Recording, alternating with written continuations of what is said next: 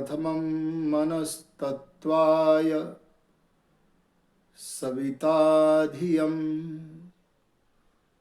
अग्निर्ज्योतिर्निचाय्य पृथिव्या अध्याभरत। आदरणीय योगनिष्ठ पवित्र आत्माओं,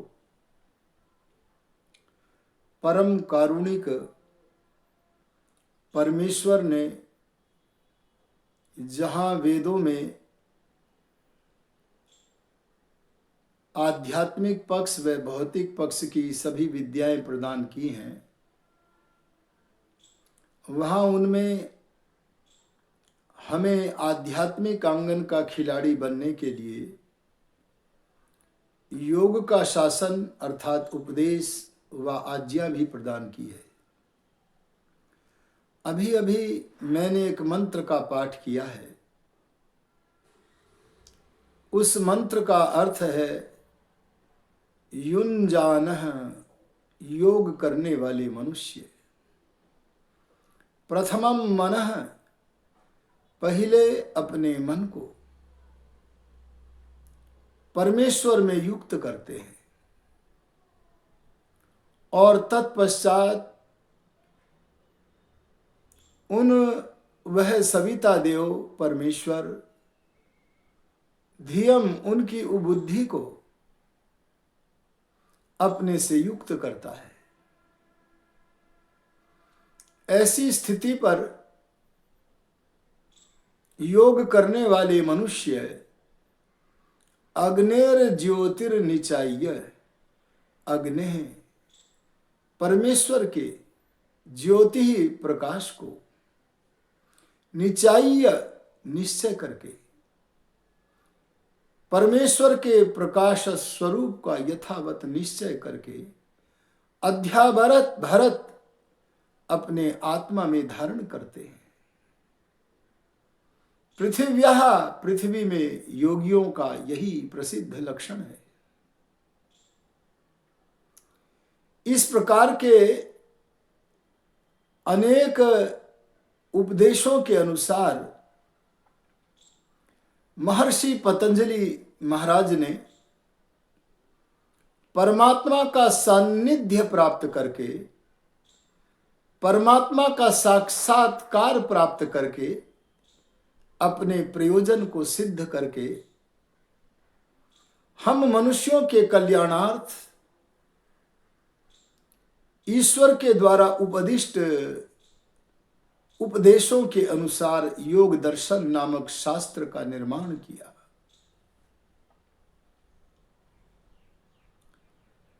ऋतंभरा प्रज्ञा के धनी महर्षि पतंजलि महाराज अपने योग शास्त्र का प्रारंभ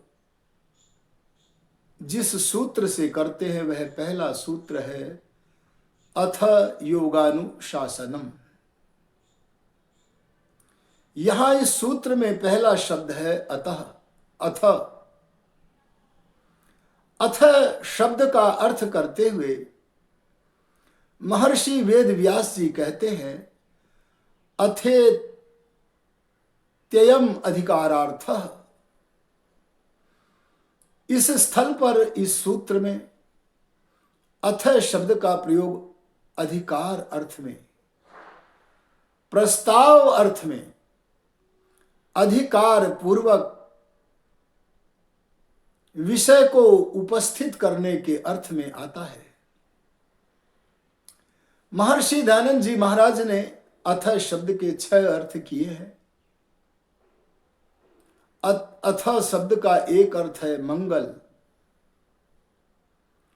दूसरा अर्थ महर्षि जी ने किया है आरंभ, तीसरा अर्थ महर्षि जी ने किया है अनंतर, चौथा अर्थ किया है प्रश्न, पांचवा अर्थ किया है कार्त्स्नीय अर्थात संपूर्ण, और पांचवा अर्थ किया है अधिकार।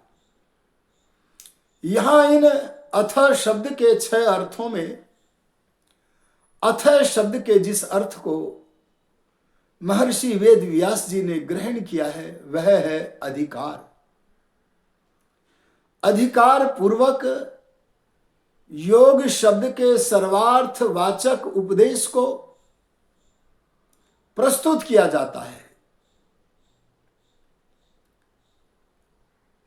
अथ के पश्चात आगे अर्थ आता है अनुशासनम, योगानुशासनम, योग शब्द आता है। योग शब्द युज समाधौ धातु से घय प्रत्यय करने पर बनता है। युज समाधौ धातु से बना हुआ यह योग शब्द,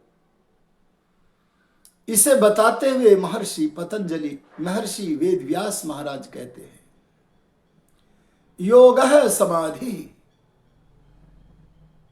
योग का अर्थ है समाधि। समाधि किसे कहते हैं? हमारे मन की 5 भूमियों का नाम समाधि है। अभी मैं समाधि का अर्थ आपको बताता हूं। समाधि का अर्थ है हम अपने मन से जब किसी वस्तु का प्रत्यक्ष करते हैं, मन से वस्तु के प्रत्यक्ष करने का नाम, साक्षात्कार करने का नाम समाधि है। जिसमें वस्तु का प्रत्यक्ष मन के द्वारा होता है उसका नाम समाधि है। हमारे मन की 5 भूमियां हैं। उन 5 भूमियों में हम 4 भूमियां अर्थात मन की 4 अवस्थाएं ऐसी हैं जिनमें मनुष्य अपने मन को लगाकर, किसी वस्तु से लगाकर उस वस्तु का साक्षात्कार करता है अर्थात प्रत्यक्ष करता है। मन जब किसी वस्तु में मन को लगाकर जब हम आत्मा किसी वस्तु को प्रत्यक्ष करते हैं, तब उन अवस्थाओं में से एक अवस्था है क्षिप्त अवस्था। क्षिप्त अवस्था वह अवस्था है जब मन में अत्यंत रजोगुण होता है। कुछ मनुष्य ऐसे भी पाए जाते हैं जिनका मन पढ़ते समय या किसी भी कार्य को करते समय, किसी भी वस्तु का ज्ञान करते समय एक पल के लिए भी नहीं टिकता है। वे वस्तु का प्रत्यक्ष मन की चंचलता के भीतर रहते हुए करते हैं। अर्थात जब वे अपने मन से किसी वस्तु का प्रत्यक्ष कर रहे होते हैं तो रजोगुण से उत्पन्न चंचलता के कारण मन इधर उधर के विषयों को भी देखा करता है। इस अत्यंत चंचलता के लिए महर्षि वेदव्यास जी ने मन की इस अवस्था का नाम दिया है क्षिप्त।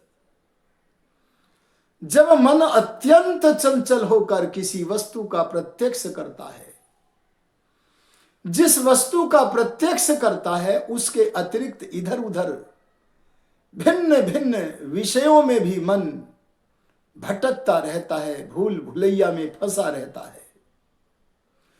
उस भूल भुलैया में फंसे रहते हुए मन जब वस्तु का प्रत्यक्ष कराता है, उस अवस्था का नाम क्षिप्त अवस्था है। यह बड़ी भारी रजोगुणी अवस्था है, अत्यंत चंचल अवस्था है। मन की दूसरी एक भूमि है, अवस्था है, जिसका नाम मूढ़ है। मूढ़ अवस्था मन की उस अवस्था को कहते हैं जो मन की मोहमय अवस्था है, मन की मूर्छित अवस्था है, अज्ञान से परिपूर्ण अवस्था है। उस मूर्छित अवस्था में, मोहमय अवस्था में मनुष्य तमोगुणी होकर किसी वस्तु का प्रत्यक्ष करता है, साक्षात्कार करता है, जानता है। किसी वस्तु को प्रत्यक्ष करने का नाम समाधि है, तो समाधि का यह दूसरा प्रकार हुआ मूढ़ अवस्था। वस्तु के प्रत्यक्ष करने का यह दूसरा प्रकार हुआ मन की मूढ़ अवस्था। किसी वस्तु के प्रत्यक्ष करने के लिए, किसी वस्तु को जानने के लिए, समझने के लिए हमारी एक तीसरी अवस्था और होती है, जिसका नाम है विक्षिप्त अवस्था। इस अवस्था में सत्वगुण होता है, लेकिन रजोगुण भी होता है। वह रजोगुण बारंबार सत्वगुण को बाधित करता है। सत्वगुण के कारण हमारा मन जो एकाग्र होना चाहिए, उस एकाग्रता को विक्षेप, मन की चंचलता बाधित करती है। विक्षेप के कारण, चंचलता के कारण मन की इस अवस्था का नाम विक्षिप्त अवस्था है। इस अवस्था में मन से हम किसी वस्तु का प्रत्यक्ष करते समय कभी उस वस्तु पर मन टिकता है, एक दो पल के लिए, फिर हट जाता है, फिर टिकता है, फिर हट जाता है। ऐसे तत्व का ध्यान करते समय मन जब हटे, फिर टिके, फिर हटे, फिर टिके, इस अवस्था को महर्षि वेद व्यास जी ने विक्षिप्त अवस्था कहा है। इस विक्षिप्त अवस्था में विक्षेप से, चंचलता से जो बाधित समाधि है, समाधि माने वस्तु को प्रत्यक्ष करना है, वह योग पक्ष में नहीं माना जाता। योग पक्ष में क्षिप्त और मूढ़ को तो माना ही नहीं जाता है, लेकिन विक्षिप्त अवस्था को भी, क्योंकि इसमें भी अज्ञान बना रहता है, इसलिए इस विक्षिप्त अवस्था को भी योग अवस्था में नहीं गिना जाता। समाधि अवस्था में तो क्षिप्त, विक्षिप्त और मूढ़ अवस्था को भी गिना जाता है। योग और निरुद्ध अवस्था तो समाधि की है ही, लेकिन पहले की जो तीन अवस्थाएं हैं, मूढ़, क्षिप्त, विक्षिप्त, इनको समाधि में तो महर्षि वेद व्यास जी ने गिना है, पर इन तीनों अवस्थाओं को योग पक्ष में नहीं गिना है। योग पक्ष के लिए महर्षि वेद व्यास जी ने दो अवस्थाओं को, मन की दो अवस्थाओं को ही स्वीकार किया है, और उन दो अवस्थाओं का नाम है एकाग्र और समाधि अवस्था। एकाग्र अवस्था उसे कहते हैं जब मन में एक ही वस्तु भासती रहे। एक माने ओनली वन, केवल एक, अग्र माने आगे। जब मन के समक्ष केवल एक ही वस्तु का निरंतरता के साथ प्रत्यक्ष होता रहे, बीच में अन्य विलक्षण वृत्ति प्रवेश ही न करे, इस अवस्था का नाम एकाग्र अवस्था है। इस एकाग्र अवस्था को हम धारणा भी कहते हैं। जिस समय हमारा मन एक ही अवस्था में निरंतर 3 मिनट से भी अधिक टिकने लगे, इस मन की एकाग्र अवस्था का नाम धारणा है।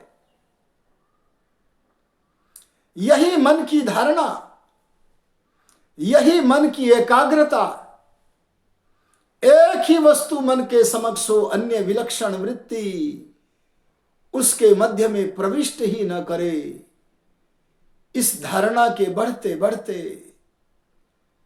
जब वह धारणा बढ़ते बढ़ते 15 मिनट से भी अधिक समय की हो जाए, तब उस एक वृत्तिता का नाम, एकाग्रता का नाम है ध्यान अवस्था। यही ध्यान अवस्था यदि और अधिक समय तक के लिए बढ़ जाए, 15 मिनट से अधिक समय के लिए बढ़ी थी, एकाग्रता तो ध्यान कहला दी थी। और यही ध्यान अगर और बढ़ता रहे, यदि यही एकाग्रता और भी बढ़ती रहे, तो इस बढ़ी हुई एकाग्रता को जब यह 3 घंटे से भी अधिक एकाग्र अवस्था को मन प्राप्त कर ले, 3 घंटे से भी अधिक समय तक आत्मा के अधीन मन रहे, मध्य में कोई विलक्षण वृत्ति, मध्य में कोई विलक्षण विचार प्रवेश ही न करे, मन में 3 घंटे से भी अधिक समय तक एक ही विचार भासता रहे, दिखता रहे, प्रत्यक्ष होता रहे, साक्षात्कार होता रहे, तो इस अवस्था का नाम है संप्रज्ञात समाधि। मन में एक वस्तु का प्रत्यक्ष होते रहना, विलक्षण वृत्ति का प्रवेश न करना, इस अवस्था में को समाधि तो माना ही है, क्योंकि समाधि तो मन की सब अवस्थाएं हैं। सच सार्वभौमः चित्तस्य धर्मः, मन की सारी भूमियां, सारी अवस्थाएं चित्त का धर्म है, अरे मन का गुण है, और सब समाधि पक्ष में है। लेकिन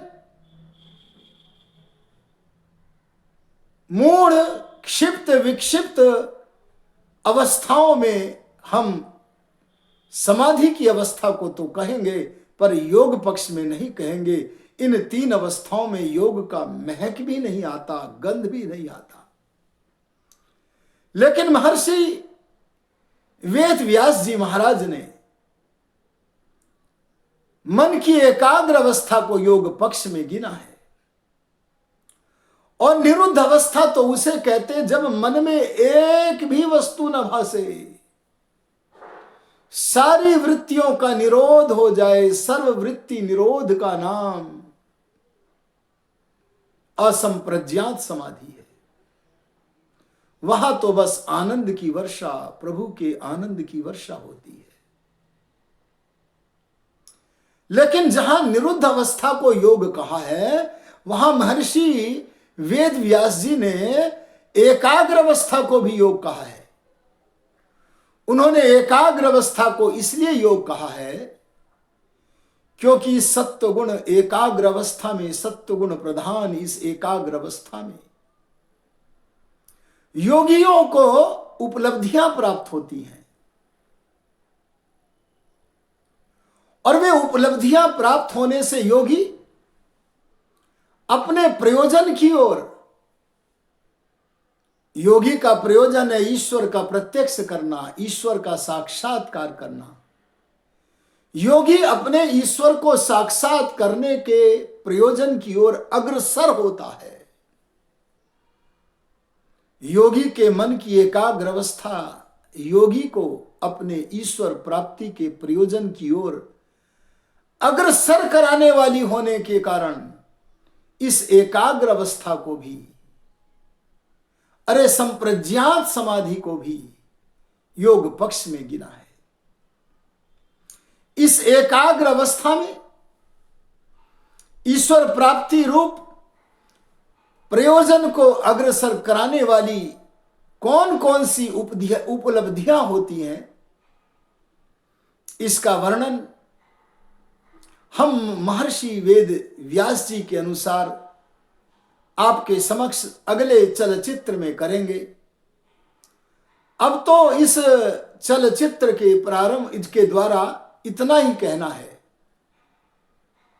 कि महर्षि दयानंद जी महाराज अथ शब्द का प्रयोग करते हुए, महर्षि पतंजलि महाराज अथ शब्द का अधिकार अर्थ में अथ शब्द का प्रयोग करते हुए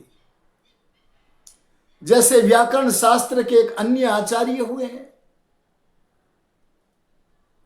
उनका नाम भी पतंजलि है। वे भी महाभाष्य का प्रारंभ अथ से करते हैं। पाणिनि मुनि जी भी अष्टाध्यायी का प्रारंभ अथ शब्द से करते हैं, क्योंकि अथ शब्द आरंभवाचक भी है, मंगलवाचक भी है और अधिकार अर्थ देने वाला भी है। यह अथ शब्द से अपने शास्त्रों को प्रारंभ करने की परंपरा हमारे ऋषि मुनियों को रही है।